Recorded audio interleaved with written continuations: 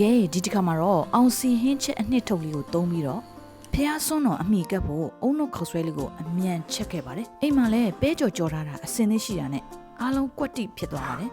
အရင်ဆုံးကြက်ရင်ပုံအတုံးလေးတွေတုံးထားတာကိုစားနဲ့စနင်းထည့်ပြီးတော့အရသာနှက်မယ်ဒီနေရာမှာဟင်းချက်အနှစ်ကိုတစ်ခါတည်းထည့်ပြီးတော့နှက်ထားလို့လည်းရပါတယ်စီရီကတော့နည်းနည်းလေးအပူပေးပြီးတော့အိုးထဲကိုထည့်ပါမယ်ဟင်းအနှစ်တွေတူးရမှာကြောက်တယ်ဆိုရင်လည်းစစ်သားရောဟင်းအနှစ်ကိုတစ်ခါတည်းအိုးထဲထည့်နေပြီးတော့မှမီးပွင့်လဲပိုကောင်းပါတယ်ချက်သားလေးတွေကိုတော့ဟင်းအနှစ်နဲ့လုံးပြီးသွားရင်အပိုးလေးအုပ်ပြီးမီးအနှစ်တော်နဲ့ချက်ထားလိုက်ပါတယ်ချက်သားတွေကထွက်လာတဲ့ရင်းနဲ့ပဲချက်သွားပြီဆိုတော့ဟင်းရည်ကိုတည်ဖို့ချက်ပြုတ်ရည်ရှိရင်လည်းတည်မရှိတော့လဲရိုးရိုးရည်ပဲထည့်လိုက်ပါတယ်အပိုးအုပ်ပြီးတော့စူအောင်တည်ပဲစိမ့်မှုကိုလည်းရည်နဲ့ဖြော်ထားမယ်အိုးဆူလာပြီဆိုရင်တော့ဖြော်ထားတဲ့ပဲစိမ့်မှုရေကိုစကားလေးနဲ့စစ်ပြီးတော့လောင်းချ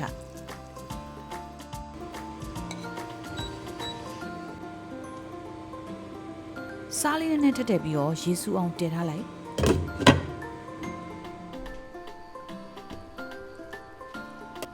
ဟင်းအိုးဆူလာရင်တော့မိမိကြိုက်နေတဲ့အစာပလာတွေထည့်သွားလို့ရပါတယ်ကြက်သွန်နဲ့အစင်းနဲ့ကြော်ပြီးသားပဲပြားလေးကိုထည့်တယ်ဖုံးပေးပြီးတော့အိုးဆူအောင်ထပ်တင်မယ်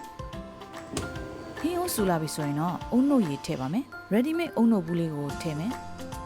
အုံနှုတ်မစားတဲ့ချစ်တငယ်ချင်းတွေကတော့နိုစိမ်းကိုထည့်ပေးသွားလို့ရတယ်ပြီးရင်တော့အချိုတက်လေးပါဝအောင်တကြားလေးနည်းနည်းထပ်ထည့်ဖုံးပေးပြီးတော့ဟင်းအိုးဆူအောင်ထပ်တင်မယ်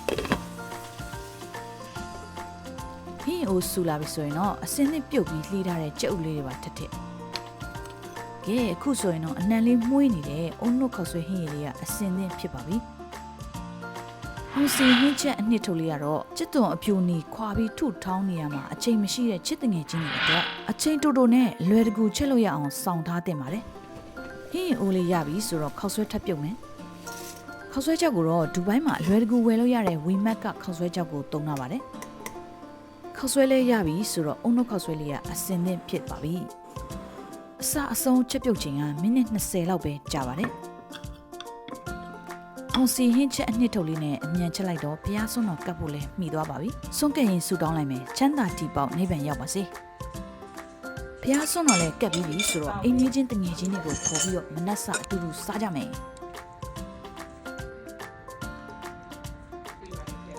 နေမကောင်းလို့ green ပြက်နေတဲ့မိမိလေးကလည်းအုံနှုတ်ခေါက်ဆွဲလေးနဲ့မှ green ပွင့်သွားပါတယ်။ဟင်းချက်ရမှာမြန်ကျင်တော့အောင်စီအနှစ်ထုတ်လေးသာစောင်းထားလိုက်ပါတော့ကဲစားပြီးပြီဆိုတော့ထုံးစံတိုင်းစေးကြောရေတုပ်ဝင်းနဲ့အုပ်